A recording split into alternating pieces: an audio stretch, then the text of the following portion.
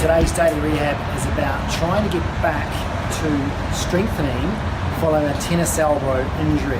So meaning a lateral epicondylitis or a tear in the actual common tendon.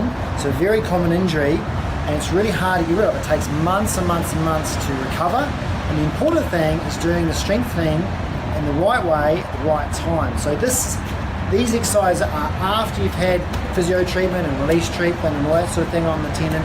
It's recovering a bit, but it needs that eccentric strengthening. So it's after you do the eccentric wrist curls, it's how to get back into the gym.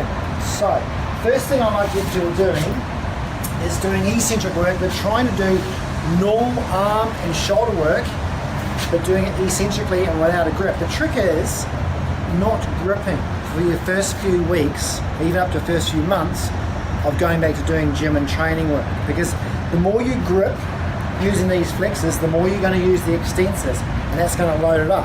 And the biggest problem about this is too much work in the extensors or too much gripping.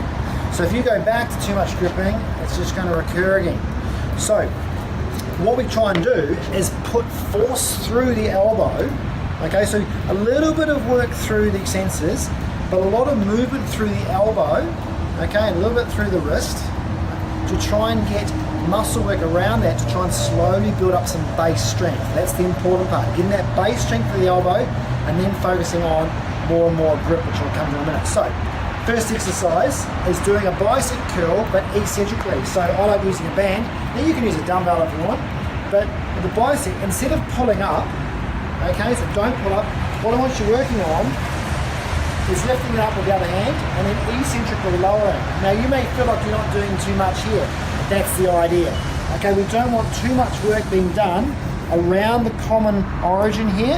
We want a little bit of work. So the trick is don't grip it. So if I grip that and try and do that movement there, I'm going to load it up here. And that's how we cause it. So I'm going to ungrip.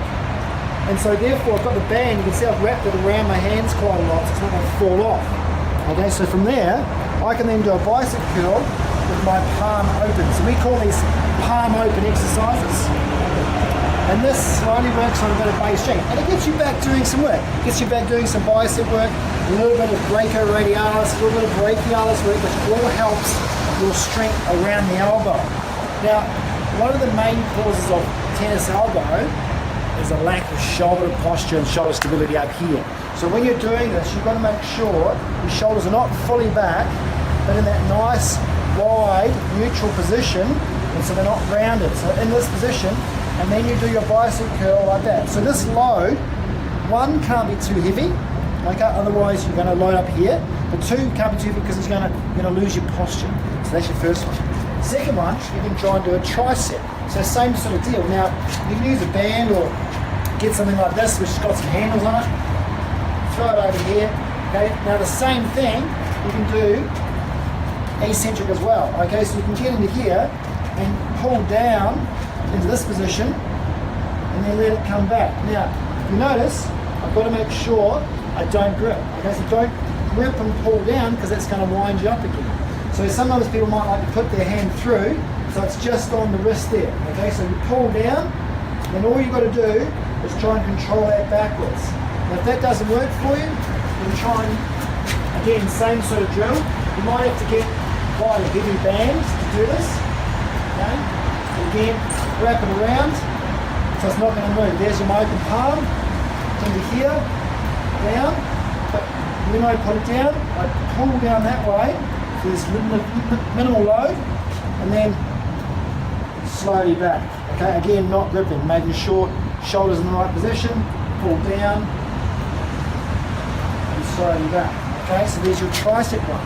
Now, next thing you can try and work on is rows. So this one here, now this is the killer. If you grip here and pull through, I'm going to wind it up, okay? So again, if I put my hands through, in this position here, okay, I've hardly got a closed grip. And I can pull down, and here we go here. Let that tension go, so I've got bicep, back of the shoulder, okay, a little bit of forearm, there's a tiny bit going on there. Slowly return that back. Okay, so pull it back, hold it there, open palm, there it is, and pull back. And again, I'm working on all my shoulder muscles again, which is important to help with my shoulder posture to fix the original problem, the first chain, which is the proximal issue up here causing a distal issue down here, right? So again, crucial that you don't grip, but very important that you get those normal movement patterns like a row, bicep curl, push down, press work. We're going to do the press up in a minute. Those normal movement patterns are very important in trying to get your function back in the wrist, not just the strength and the extensors. Now, when you start improving with all these bicep and tricep down the track, your physio allows you, you can start closing your grip. So you might start with a half grip and do all those exercises again. Then you slowly close your grip to a full grip, and then once you've got a full grip, weeks down the track, when that's strengthened up and it can handle more load, then you put heavier load in. You might go to buy dumbbells and presses and things like that, where you have to grip harder because the weight in your hand is heavier, right? So that's important. So you can do press up work. So all the pulling stuff is when the big problem is when you grip. So that's when you're doing lifting and pulling. But if you're pressing, you don't have to grip.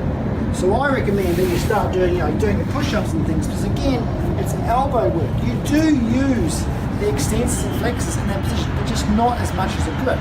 So you're using a low load, which will help you build that base. So and just start off push-ups on your knees, piece of cake. Okay, just down into here. Make sure you get your elbow in the right position. Okay, so once your elbow facing forward, as in the middle of the elbow facing forward, in that position, don't go too wide. Okay, down in that position and back. Okay, so doing a press work. Now, we talked about the shoulder posture and the shoulder strength before. So while you're working on getting the forearm going, work on the shoulder as well. So that's when you go back to my old favorite, which is the external rotation. Okay, because let's face it, the most important rotator cuff muscle is your infraspinatus. So let's work on that. This one here, okay, in this position. Again, if you watch, I've got a grip on, I'm not allowed to grip, so open palm, all right? Work on your external rotation. It's a bit tricky because you've got to make sure, you might want to wrap it around perhaps your thumb and externally rotate through there. So I'm doing my external rotation for here to improve my proximal stability, to improve my elbow, but I'm not gripping. So my extensors, see, they're not really too on. There's a little bit of tone there, but it's not, watch this, it's not as much as that, okay? So I've got to let them go. And again, as the weeks go on, I'll close my grip a little bit, so my grip closes, and I do my external rotation. And then when I'm fully strong, I can really grip and external rotate to strengthen that fully. So there's my tips on how to get back to doing normal activity following a tennis elbow injury. Good luck.